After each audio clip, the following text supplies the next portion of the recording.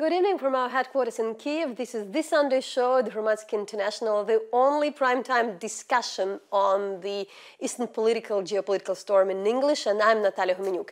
And now we are discussing the most interesting and important stories of this week happening in Ukraine and the region, and that's what we have for you this week. Ukrainian parliament has prolonged the law on peculiarities of governance in the eastern Ukraine, yet it was overshadowed by another law on the support of the Ukrainian language. We'll look at Ukraine's new presidential hopefuls, including the mayor of Lviv, and diplomatic tensions between Ukraine and Hungary over Hungarian minority. We discuss European countries' expulsion of Russian intelligence officers and conditions of political prisoner Herszenhorn, who was forced to end his hunger strike after 145 days. And for discuss the topics, we have with us David Herszenhorn, who is the chief correspondent in Brussels for Politico now, and back to Kiev. And later we will be joined also by Sébastien Gobert, who is a French reporter based in Ukraine, currently in Lviv. So, David, glad to have you back in Kiev. You come from Brussels here and understand that elections are in the air. It's great to be back at Hromadske and see what an empire you've developed since we first met right at the beginning of Maidan. And yes, there's a Ukrainian presidential election that Europe has not focused on just yet, but it's getting quite exciting, as we see new candidates declaring, it seems, every few days. So what are the most stories? What have you seen here? Whom have you met? Well, certainly in the last week, we saw the mayor of Lviv, Anatoliy Chepiga, who was here at Hromadske, and I stopped by to say hello to him also, to hear about his campaign, how it's developed. We know this is something that he's been planning for quite a long time with his new party, Samopomich, which is interesting, of course, because it's one of the new parties to grow out of the Maidan revolution, but also because he was very careful back in those days, before the last Rada elections, not to join their list, to be able to stay out of national politics so that this moment could arrive, and we know he could then begin to criticize Bankova, criticize the presidency of Petro Poroshenko, and try and make a case for why there should be a president from Western Ukraine. By the way, we have the comment of Andriy Sadovy. He was exactly in this studio, so I have to warn that it would be almost the same location, so you'll get the feeling. Це найважливіше рішення в моєму житті. This is the most important decision of my life. I cannot just be an observer. I would not forgive myself for that. When you have the energy, the will to make the country successful, I decided to just do it.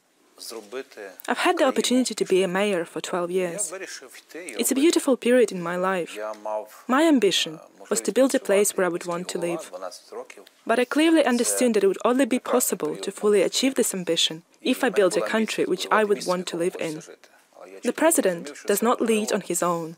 It's a big team of people, approximately 500 people who need to be together with you and be responsible for many different sectors. Because you can't be a president and a general prosecutor at the same time, or a security service head and do foreign politics. Every area needs to have a person that is experienced in that field. I've only ever hired the people who were the most prepared at the time, the most experienced ones. The principle I always follow is to only hire the best and the wisest. And it doesn't always have to be a person with whom you have a shared political past or future. It just has to be the person who is the best at this particular moment.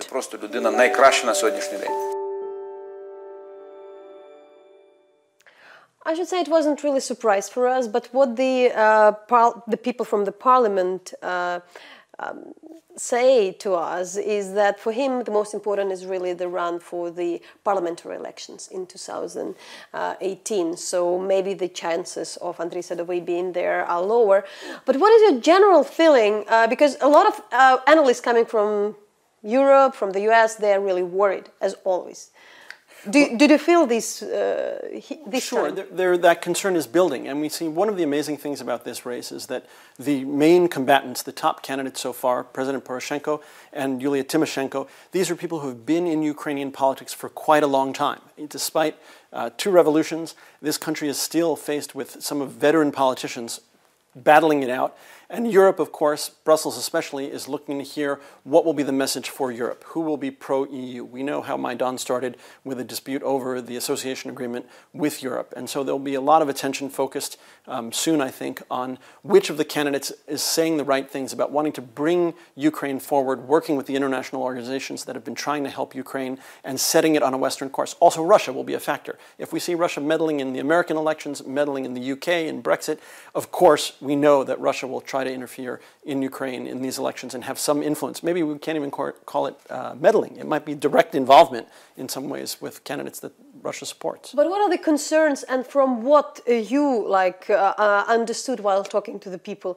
Is there the concern that that would be really the pro-Russian candidate who can turn the country in a different direction, or it's rather something else, like populist on the table, which were always there, but now there are more interesting things? Sure. Well, Europe is having its own battles with populism and right-wing populism. I think the biggest concern in the EU and Brussels at the European External Action Service is about the reforms that have been made in Ukraine so far. Since Maidan, they don't want to see any of that rolled back. In fact, they're looking for more progress. They're really hoping to see that all the efforts that have been made so far to stabilize the economy in the country, to build on an anti-corruption effort, to push Ukraine forward. And of course, they would like to see an end to the war. This is one of the biggest challenges, the Minsk process that's totally paralyzed. But I think the top concern is the idea that anything would happen to roll back the reform efforts that have been made rather than to push them forward hard. Gas tariffs, for example, that the IMF has insisted go up. We know that's caused extraordinary strain on many households for regular people in Ukraine. Europe doesn't have good answers for how to deal with that. The IMF doesn't have good answers to how to deal with that. But at the same time, the last thing they want is to go back to some old system where it feels like there's complete corruption and out of any public accountability. And what are your findings? What was the most interesting for you to see here? Well, I had a chance to see Yulia Tymoshenko campaigning. I mean, this is quite remarkable, having been on Maidan when she emerged from prison back in 2014 and gave a speech that was not very well received at the time in Maidan. We know she ran in that race and 12.8% of the vote did not perform well. She clearly sees a new opportunity here, perceives weakness on the part of the Poroshenko administration, that the presidency has not been able to deliver, most of all on a promise to end the war, in fact, to end the war quickly. That's going to be quite a contest to see the two of them debating it out and to see that there are some Ukrainians who, despite the long history that there is, still ready to embrace her candidacy is quite interesting. And I think a lot of people here don't really follow what will happen with the the election to the European Parliament in the next year. And I've also heard that the politicians in Brussels are also already so much preoccupied with the upcoming race that Ukraine is definitely not that much into Well, remember, it's not just, you're absolutely right, not just the EU elections, which will be in May of next year, but the campaign season is already beginning. But remember, Brexit, the departure of the UK from the EU, the deadline for that is March 29th, so 2 days before the Ukrainian election. So we'll have to see, does that mean that Brexit will be done and maybe the EU will focus entirely on watching the votes being counted here in Ukraine? Or will there be so much chaos and confusion around Brexit right up at that last minute that it might obscure the story to some degree? But certainly there are many distractions, and it's important for us as journalists to remind them there is a very important presidential race happening here. So another topic of this week for our audience, we can say, there were also the fact that the Ukrainian parliament rather has voted and has prolonged this law, which is named in the West as on the special status on the Donbas. It's about the way how people should vote on that territory. Yet it was overshadowed by another law on the support of the Ukrainian language. However, it was, I think, more we can see how people were voting. There was still, despite the battles, I think the president really pushed for that law. We're written about that. How it's, I feel like it was really welcomed. So it's not really supported here, but it's welcomed in the West. Certainly it's welcome in the sense that it's viewed as essential to the Minsk process. But I'll say first a word about the language law. For journalists this is very sensitive because we use language not for political reasons but to be understood. And I live right now in Brussels in Belgium where there are 3 official languages, German, French, and Flemish also. And you hope that people will be able to speak the language they want to speak to be understood without this causing wars and conflict and all kinds of craziness. Now, on special status, it was essential for the Minsk process. The bigger question, of course, is what about the Minsk process, which is paralyzed? We heard news out of even Germany this past week that this is I not just would going like to anywhere, see that, like, you know? put attention. You see, there is always some kind of the fight. There are people from Народный Front, you know. The Rada may be the most interesting parliament on earth to cover because there is always something exciting. I was always interested to be there in the Rada. Somebody yelling, screaming, passing flowers, punching. And that's always a bit like a renaissance canvases of all this fight. That's how we see. Yet I should probably say, and to our audience, that the law on the language is still to be voted in the second reading. So this story is not yet done, but at this time, yeah, we see again people fighting. However, you know, there are still. I should probably remind. It comes together. Then 2015, there were people who died. There were National Guard people who died because of the stun grenade when this law was adopted. So for us, we expected a lot of different things on that, and it didn't happen. A lot of passion. But before we go on, because there is still a lot to say, I'd like also to that our discussion would be joined by Sébastien Gobert, who is a French reporter here and who represents Daleko-Blisko collective, but writes for a lot of French media, and he's in Lviv. Therefore, it's also interesting that he can speak also about the Sadovy running as a mayor for presidency, but also on the recent move of the regional authorities to put a moratorium on the Russian language product, which we also understand is incredibly political, but language issue in Ukraine is always watched from outside, probably even more than here.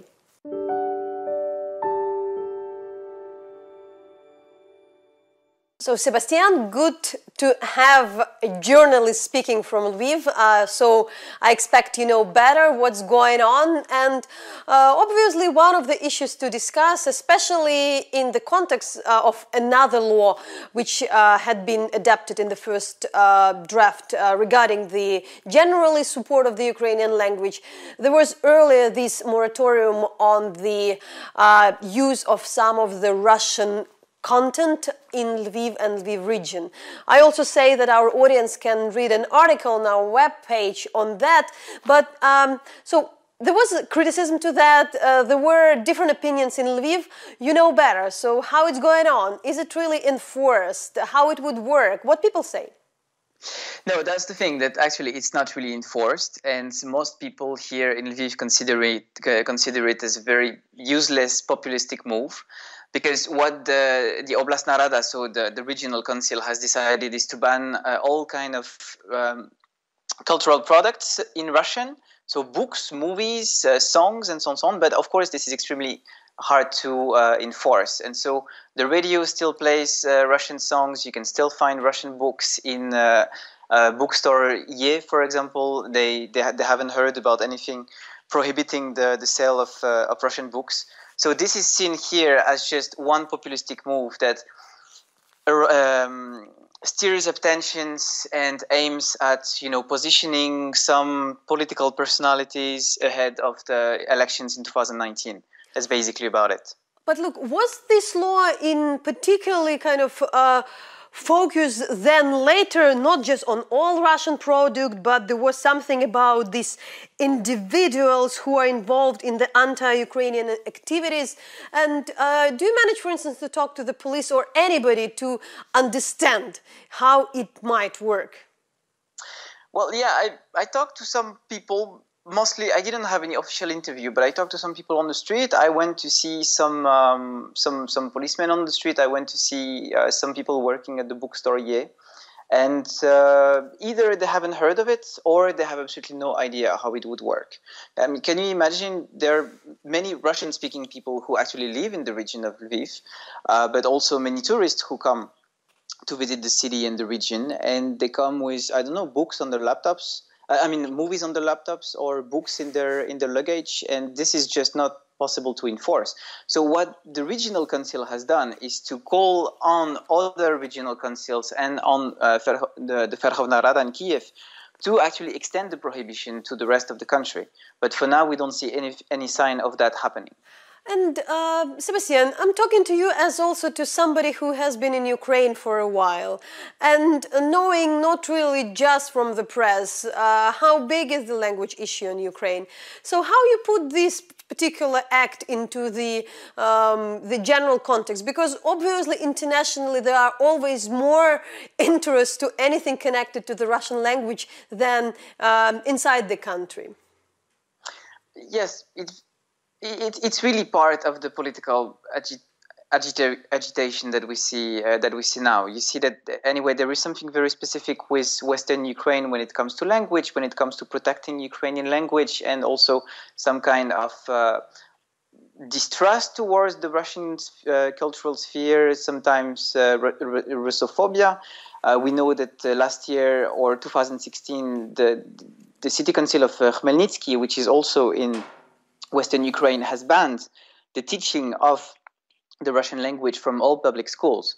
So there is really something connected to Western Ukraine. But as we know, this is a political instrumentalization of an issue that most people on the streets don't really care about. And this is also, we may draw a parallel here to what is happening also with the Hungarian community and with the other minority languages in Western Ukraine, Romanian, Hungarian, Polish, and there is something very specific to Western Ukraine, which is part of this trends in Ukraine to assert the Ukrainian language, to assert some kind of Ukrainian identity. But it's very hard to say what kind of consequences it's going to have in the future. Before we go for also these other issues like Hungarian minority, you're in Lviv, and this week the Lviv mayor Andriy Sadovy announced officially that he would run for the president elections.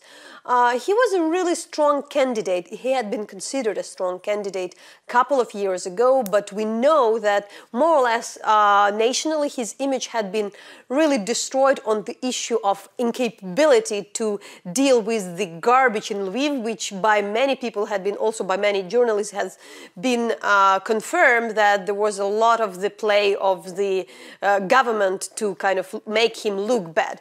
And of course, his party is aiming also on the parliament elections. But how does it feel? You also follow the story. So how people feel also about Sadovy as the mayor, and how do you see this particular story about him running? Andriy Sadovy has been in office for over 10 years now, and people are kind of getting tired of him here. He was re-elected back in 2015, but as far as I could tell back then, it wasn't, a very strong popular support. It was also because of a lack of alternative. People understand that Andriy Sadovy, he's a good manager of the city, but he hasn't developed any kind of long-term strategy for the city. So Lviv is, Lviv is a place in Western Ukraine, like very touristically attractive, and so on. That basically it's kind of doable to manage and to develop some kind of a strategic planning. But Andriy Sadovy has not managed to do that, so he's just surfing on the wave of Lviv being close to the Polish border and being attractive to tourists. And the inhabitants here, the residents of Lviv, they actually know that. And so he has lost a lot of credit. He has lost a lot of the trust of the inhabitants over the past few years. And when it comes to his projection on the national level, no one really takes it seriously, because, as you said, he used to be considered as a strong contender to, for the presidency back in 2014, 2015, but this is gone. He has made many strategic mistakes. He didn't step up when he had to step up, and now his candidacy is just seen as something like a last hope. And another candidate which had popped up in the Ukrainian race is also the person you, as a journalist, reported about, Michel Tereshchenko, who has moved from France to eastern Ukraine, to the old town of Gluchiv, not very much known but historic. And there are also debates because he was extremely kind of popular. There were numbers of stories by international media about him. And today you hear more that we don't know how much he was successful. Is he really just this Facebook character? So what do you think? And a lot of people are even excusing him of this populism because he is really supported by part of the Ukrainian Facebook. But how also you see as the French reporter in Ukraine who really looked at the story of this man? I met him several times. I even went to see his town in the northeast of Ukraine. It's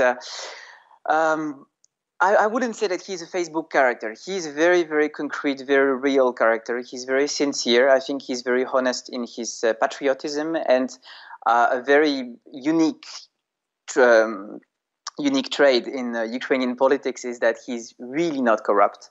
This is, he's the kind of guy who would actually ask for someone to give him a bribe so he can refuse it. He's that not corrupt.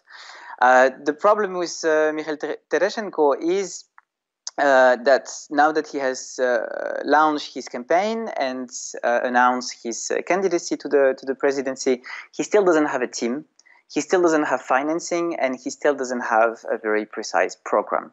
So we understand that his idea and his motivation is to fight against corruption in Ukraine. But being a president actually means tackling a whole set of different issues, negotiating gas contracts, reintegrating Donbas, thinking about the pension reform, and so on and so on. And this is something that apparently he still has to work on. So I would give him, some kind of credit for the next few weeks to see how his campaign unfolds and how he really wants to convince Ukrainian people outside of Kiev and outside of Gluchiv to follow him. But it's true that his candidacy is really raising a lot of questions. And another story you were working, it's not just about this week, but it's developing. It's the story about the Hungarian passports given to the Ukrainians in Berehove, in Zakarpattia region of Ukraine, where we have a strong Hungarian minority. Of course, it's very much connected with the inner politics of Budapest, which you are also aware. So there was a bit of the, let's say, fight between the foreign ministers, the Ukrainian and the Hungarian. It's about the Hungarian consulate in Berehove, but as well about the Ukrainian consul in Hungary.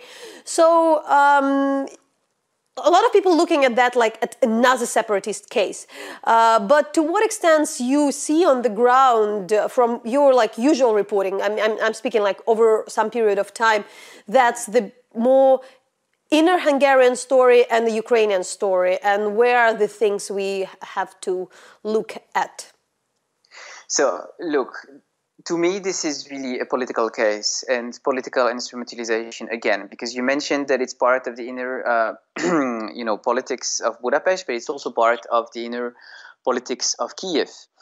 The passport policy of Budapest has been on for many years. Orban came to power in 2010, and even before that, there was this policy to issue passports and to grant citizenship to Hungarians living abroad. So why is this issue being raised now? Why did this video of Ukrainian citizens receiving instructions how to behave at the border and which passport to show and so on and so on, why did it show up now? It seems to me that this is something that is also very much connected to the presidential election. It's also very much connected to Orban being a personal friend of Vladimir Putin. And so instead of tackling the issue of double citizenship in Ukraine overall, which would include the Romanians, which would include the Russians, which would include, even the Greek minority. They all have, several passports connected to their ancestry and connected to ethnicity.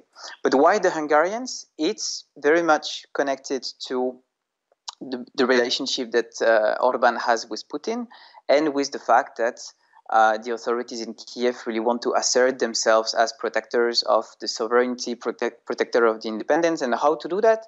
Well, the Hungarian case is kind of an easy one.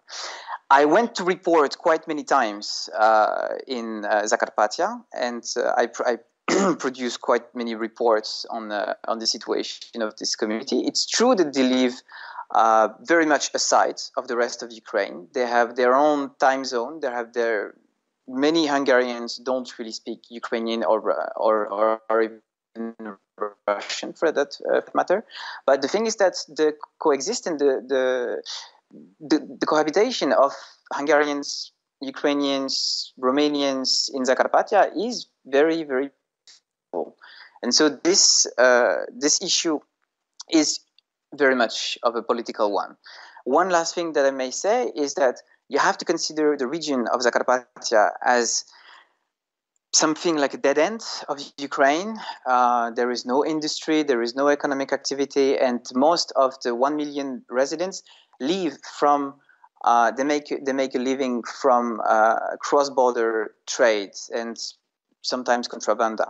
And for that purpose, like many of them have several passports. So attacking this issue of Ukrainian citizens holding several passports and making it a case of separatism, a case of disloyalty, and so on, so on, it's first and foremost attacking their way of life and attacking the fundamentals of the economic activities in this region. And this is something that, of course, the population is going to react to.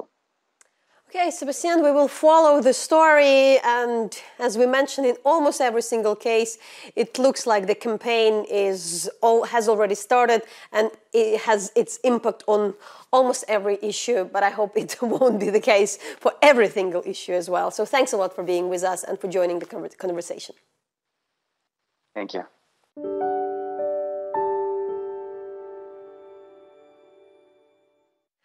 So we've discussed the Ukrainian-Hungarian relations. There are a lot of talks between the foreign ministers of both countries.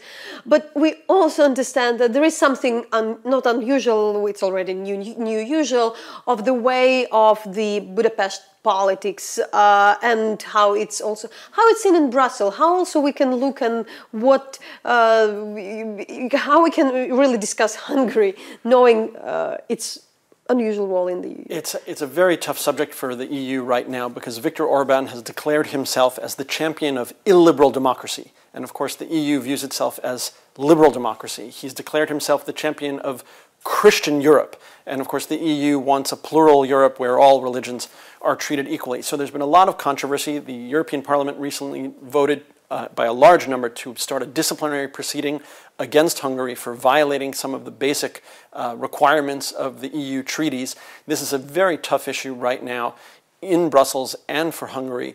There's also concern at NATO in Brussels. They worry about Hungary's continuing close ties to Russia. And in here is also a lesson for Ukraine, which is that moving toward the EU, moving toward NATO is not the end in and of itself. There are issues that continue even after that, and they don't know what to do with Orban. His party, the European People's Party, was thinking of kicking him out. They said, no, they have to wait and see how this judicial process unfolds. Right now, we see Poland also struggling with the EU, and it seems Hungary and Poland will protect themselves, each one the other, because you need a unanimous vote in order to take any action against these countries. So another story of this week, and every week we have this story, something connected to the investigation of the assassination of former Russian spy Sergei Skripal. So this week there were more news on the fact that, first of all, the Netherlands said that there were more Russian officers, intelligence officers, who wanted to either steal the data from the investigation of MH17. Also, they were close to the organizations for the prohibition of the chemical weapon, and as well so I also had we have this book published just this Thursday. It was a British journalist, the only one who met Skripal last summer, a bit more details on the way how GRU is working.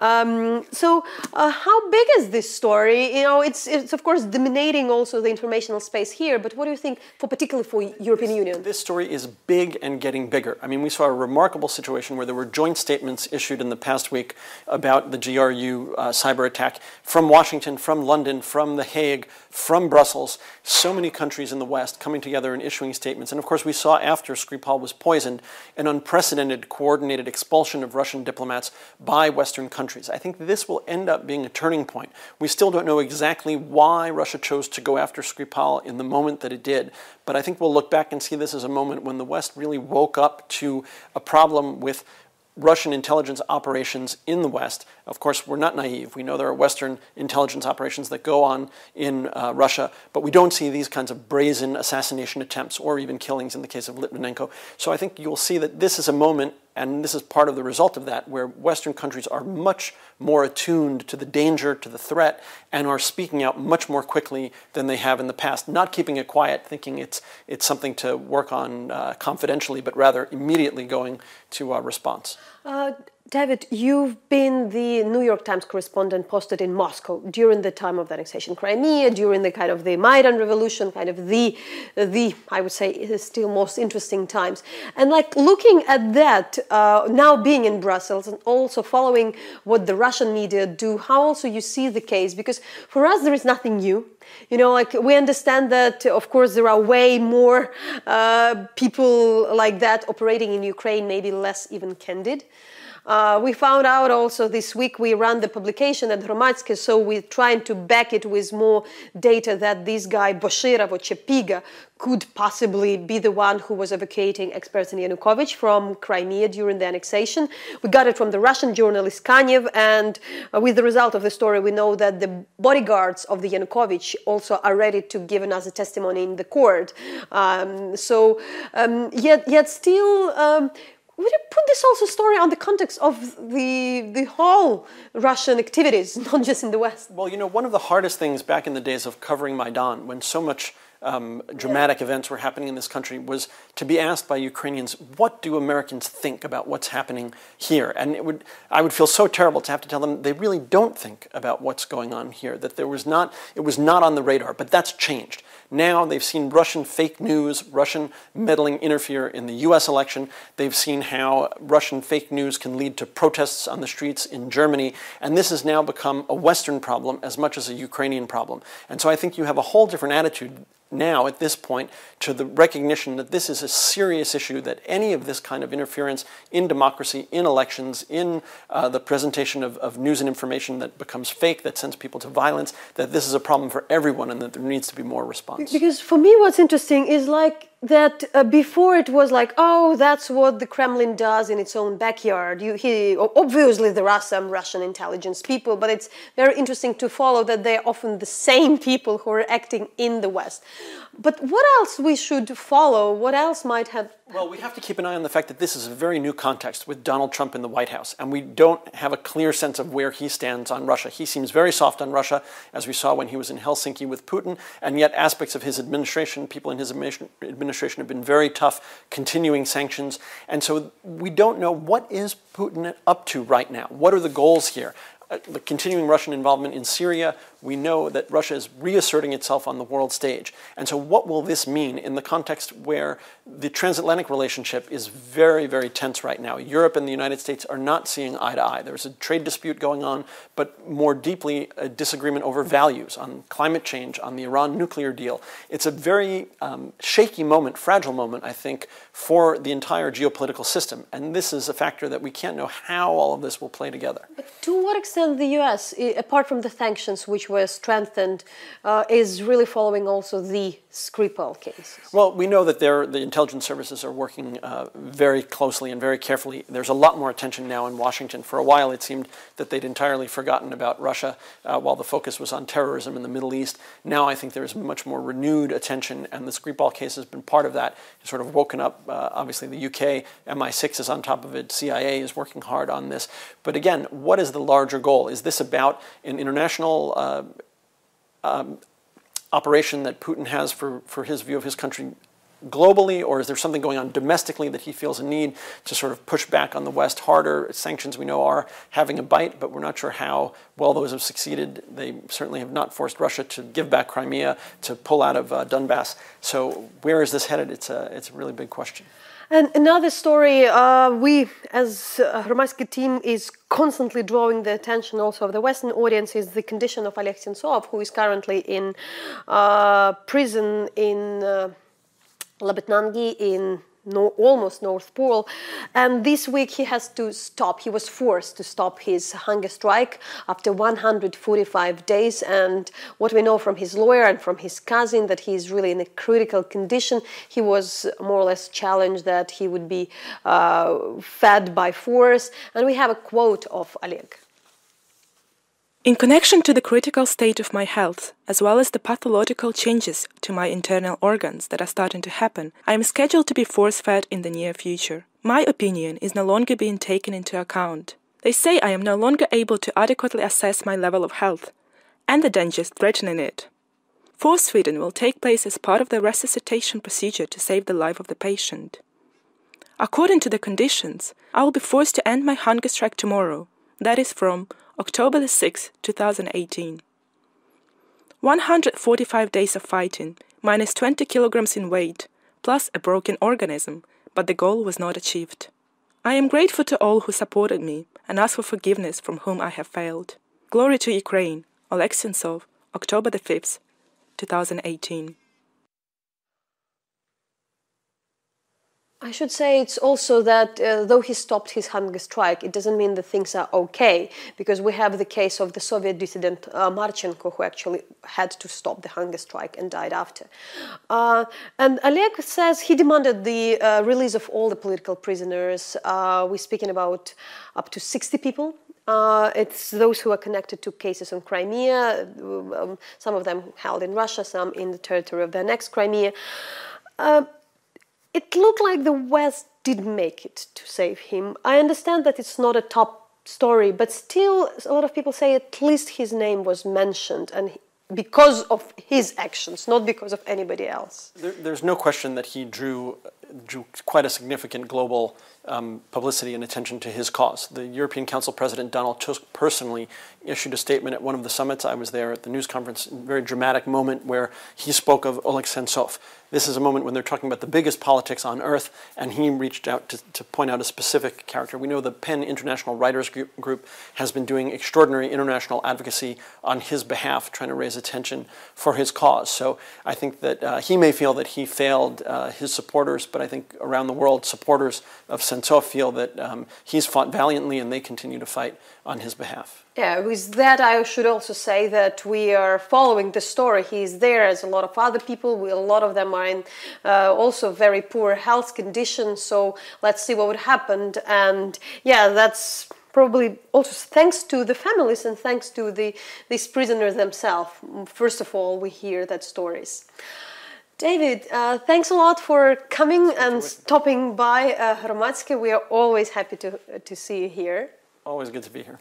And I will say thanks for watching us, and I always reminding that we're working 24/7 for you, and follow our social network, Twitter and Facebook, search Hromadske International, sign for our newsletter at en.hromadske.ua, and stay tuned